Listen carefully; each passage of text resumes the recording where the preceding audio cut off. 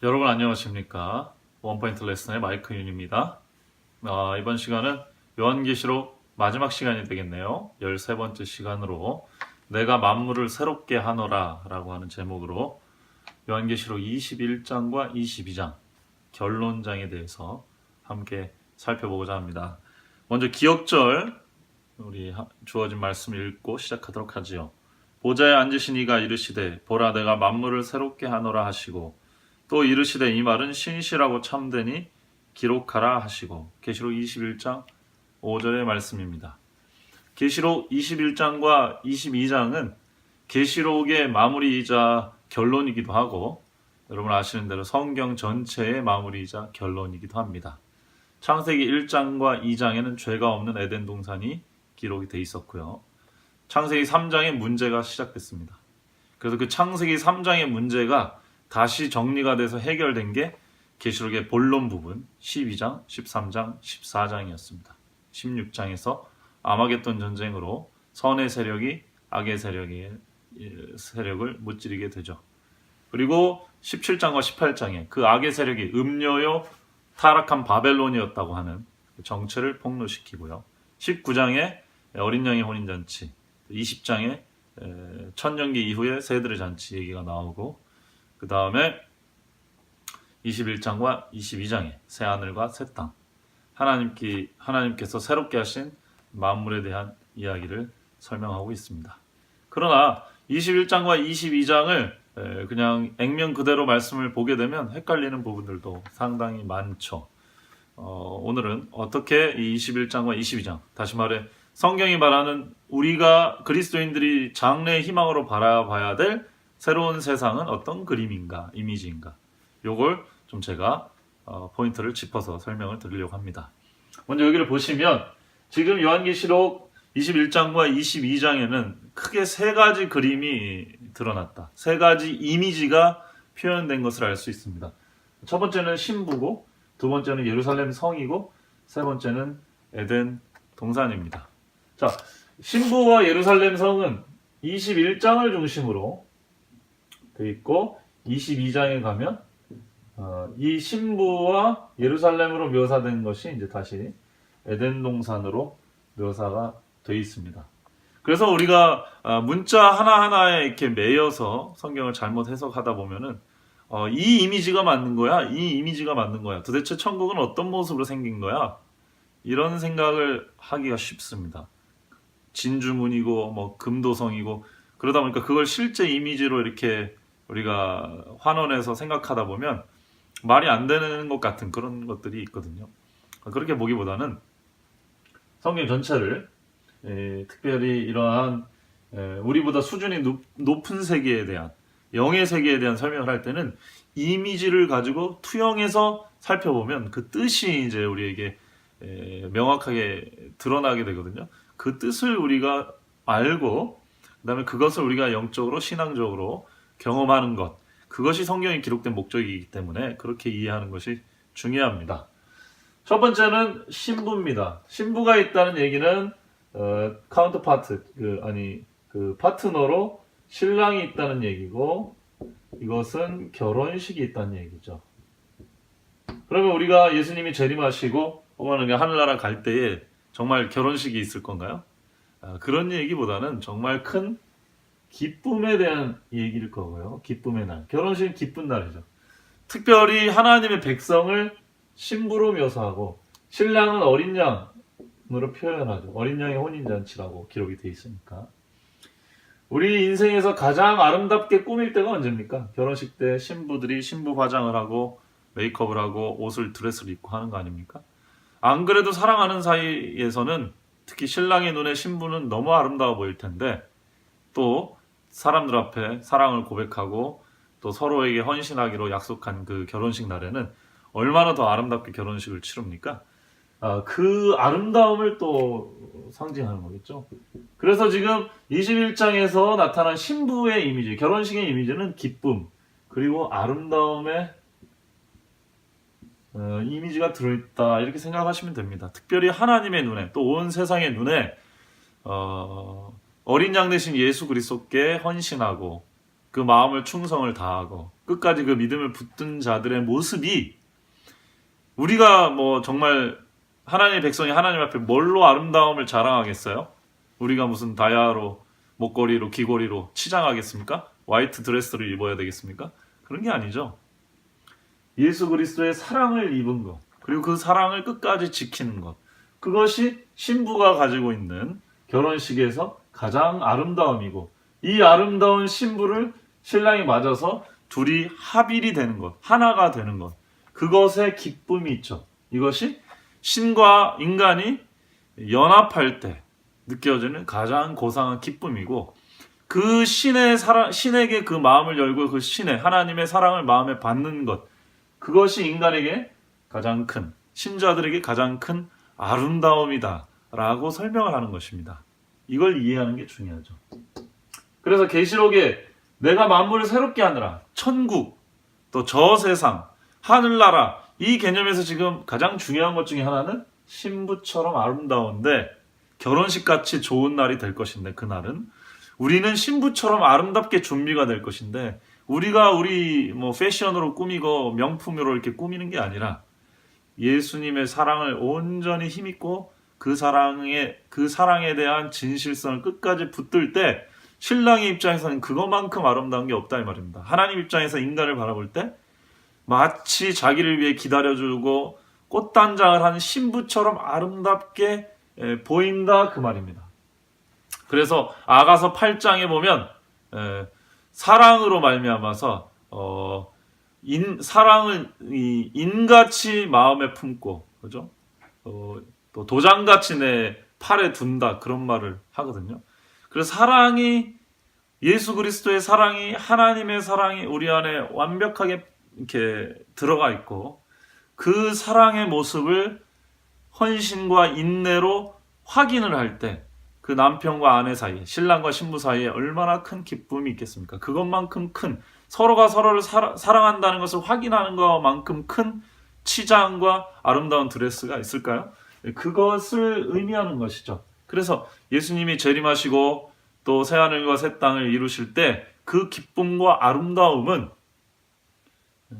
우리가 지금 그 기쁨과 아름다움의 최상치로 진중은 다이아몬드, 금강석, 뭘로 치장을 하고, 온갖 보석으로 치장을 하고, 그런 것들은 인간이 언어로 표현할 수 있는 가장 높은 수준의 것들이라서 그렇게 표현한 것이죠. 실제로 하늘나라가 금과 은으로 도배가 돼 있다기보다는 그거보다 더 수준 높은 의미의 정신적인, 영적인 기쁨과 만족과 또 아름다움이 있는 곳, 그런 곳이, 그런 시간, 그것을 의미하는 것입니다. 두 번째는 이제 새 예루살렘이라는 표현이 나옵니다. 예루살렘은 유대민족의 수도죠. 그리고 고향입니다. 예루살렘 성이 전 세계의 성들에 비해서 더 뛰어난 건 아니죠. 하나님이 거기 임재 있었고 하나님께 제사를 드렸던 그 성, 추억이 있던 곳이죠. 이스라엘 백성들에게는 특히 예루살렘이 새롭게 회복된다는 사실, 그런 큰 기쁨이었을 것입니다. 인간의 손으로 하지 않은 예루살렘, 그리고 이 예루살렘에 이스라엘 백성들의 고향이었고 거기엔 추억이 있었고 거기에서는 의의 통치를 경험한 적이 있어요. 이스라엘 백성들이 특별히 다윗과 솔로몬 시대에 그들은 의의 통치의 힘을 기억합니다. 예루살렘이 전 세계에서 가장 특히 근동에서 가장 강력한 힘을 발휘할 때는 솔로몬 시대였는데, 솔로몬 시대는 전쟁도 거의 하지 않고 평화롭게 나라를 다스렸는데도 이방 나라들이 두려워했습니다. 그런 기억이 있는 곳이 예루살렘 성이죠. 그래서 솔로몬은 평화의 왕으로서 예루살렘을 수도로 해서 전체를 주름잡았던 그런 왕이었습니다. 왜요? 솔로몬은 공평과 지혜로서 나라를 다스렸기 때문에 그랬습니다. 그래서 시편 72편에 보면 솔로몬과 다윗이, 특히 솔로몬이 하나님께 통치를 위해 지혜를 주십시오, 하나님께서 저에게 지혜를 주신다면 제가 이 나라를 잘 통치할 수 있을 것입니다. 라고 기도하면서 그 3절, 72편 3절에 보면 왕이 정의로서, 공의로서 나라를 통치하면 산들이 사람들에게 평화를 준다. 이렇게 표현이 되어 있습니다. 산과 언덕이 사람들에게 마음의 평강과 평안을 줄까요? 그렇습니다. 근데 실제로 주지는 않죠. 나라의 정치가 어떠냐에 따라서 그것은 완전히 바뀝니다. 옛날에 우리나라 아하 대한민국 그 노래를 보면 정수라 씨가 하늘에 조각구름 떠 있고 한강엔 유람선이 떠 있고 막 이러면서 한국을 아주 아름다운 나라로 표현했습니다. 근데 지금 우리 한국의 젊은이들은 한국을 헬조선이라고 불러요. 헬조선이라는 말은 무슨 말입니까? 지옥이라는 뜻입니다. 똑같이 한강이 있고 똑같이 하늘에는 조각구름이 있고 남산은 남산이고 북한산은 북한산인데 크게 변한 게 없는데 왜 옛날에는 그렇게 아름다운 자연을 하는 대한민국의 아름다운 하늘과 강물을 찬양했는데 지금은 사람들이 그렇게 얘기할까요? 그것은 그 내용과 경험 때문에 그렇습니다. 당시에 한국은 앞으로 경제가 부흥이 되고 더 잘 살게 되는 날들이 올 것이라고 하는 희망이 부풀어 있었어요. 그러다 보니까 자연 세계를 볼 때 똑같은 산과 언덕인데도 마음이 평화롭고 행복이 가득 찼던 것입니다. 그런데 현대의 젊은이들은 똑같은 자연을 보면서도 나라가 점점 잘 안 될 것 같다는 희망, 삶이 정말 그렇게 녹록하지 않다는 어떤 절망, 이런 걸 경험하다 보니까 자연 경치도 어둡게 보였던 것입니다. 솔로몬이 왜 하나님께 정의를 구했고 하나님과 왕들이, 지도자들이 정의와 공평으로 나라를 다스리면 백성들에게 산과 언덕들이 평강을 준다고 얘기를 했을까요? 그들의 인식이 바뀐다는 것입니다. 솔로몬의 통치 시대 때 여러분 아시는 대로 아름다운 통치, 판단을 해줬습니다. 그 유명한 두 창기의 아들을 누구의 아들인지 판단해주는 그런 예화들, 신뢰들을 여러분들이 잘 아시죠. 사람들이 솔로몬에게서 하나님의 지혜로 이 백성들을 다스리고 공명정대하게 완전히 올바르게 판단하는 것을 보고 다 놀랐습니다. 그리고 특별히 억울한 사람들, 가난한 사람들은 어떻게 했어요? 왕에게 가면, 왕에게 소원을 아뢰면 왕은 하나도 치우침 없이, 억울함 없이 우리의 소원을 들어주고 우리의 원통함을 풀어준다는 믿음이 있었습니다.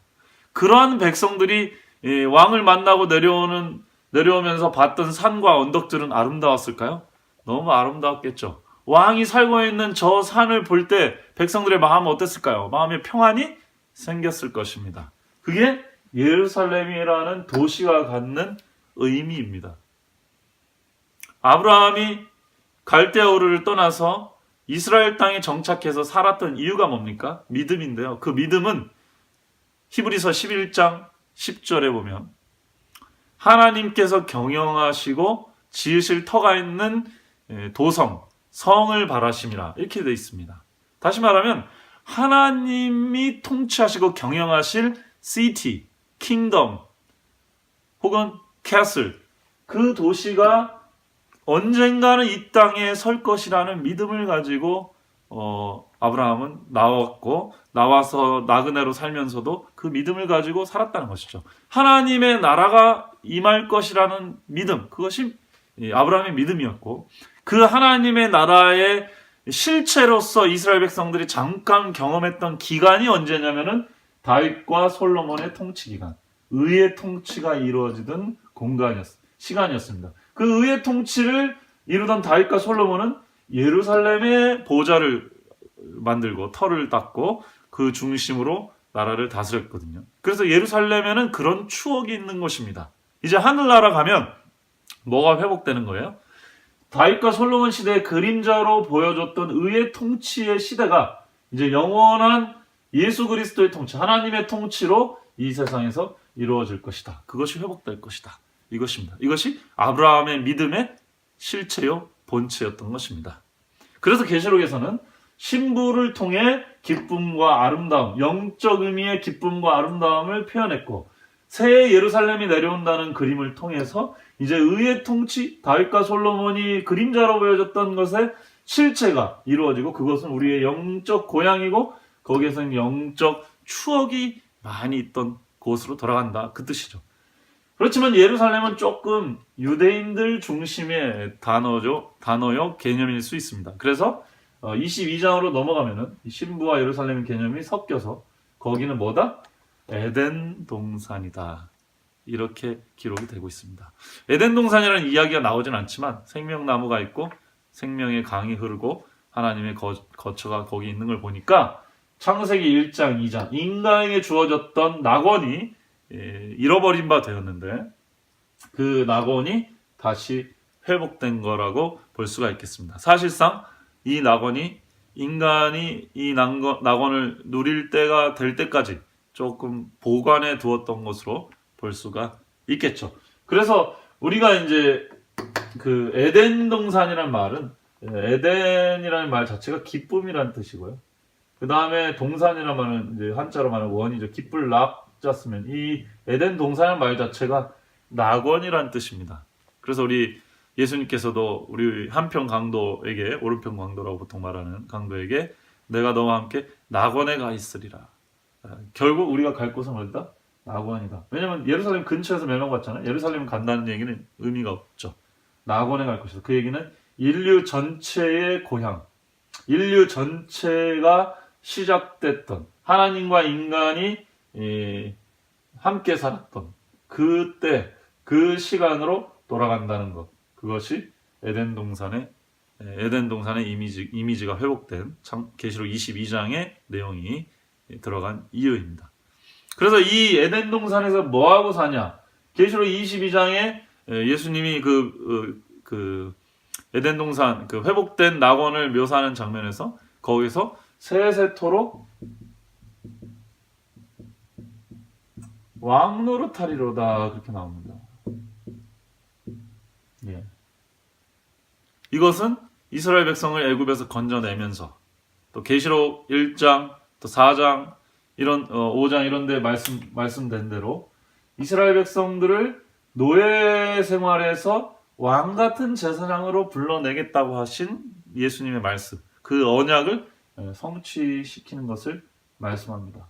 그래서 지금은 왕 뭐 이런 개념이 저희들한테 잘 와닿지가 않죠. 그러나 초대교회 때 아직 왕정이 있던 시대에 혹은 로마 황제 압제에서 핍박을 받고 죽임을 당하던 그리스찬들이 에덴 동산에서 세세토록 왕노릇하게 되겠다. 하나님과 함께 살면서 이 이미지가 얼마나 희망적이고 아름다웠을까요? 그것을 그려주고 있었던 것입니다. 자, 하나님 나라에 대한 새하늘과 새 땅에 대한 이미지가 계시록에서는 요 크게 세 가지를 표현하고 있다. 이렇게 기억을 하시면 됩니다. 결혼식, 예루살렘, 그 다음에 에덴 동산. 이 기쁨과 아름다움과 추억과 사랑과 낭만과 이런 것들이 희망이 가득 차 있는 세계. 그 세계가 예수 그리스도의 재림으로 실제로 이루어지겠다라는 소망. 이것이 새하늘과 새 땅에 대한 소망이 아닌가 합니다. 여러분들은 어떻습니까? 이러한 소망을 마음에 품고 살기를 진심으로 바랍니다. 감사합니다.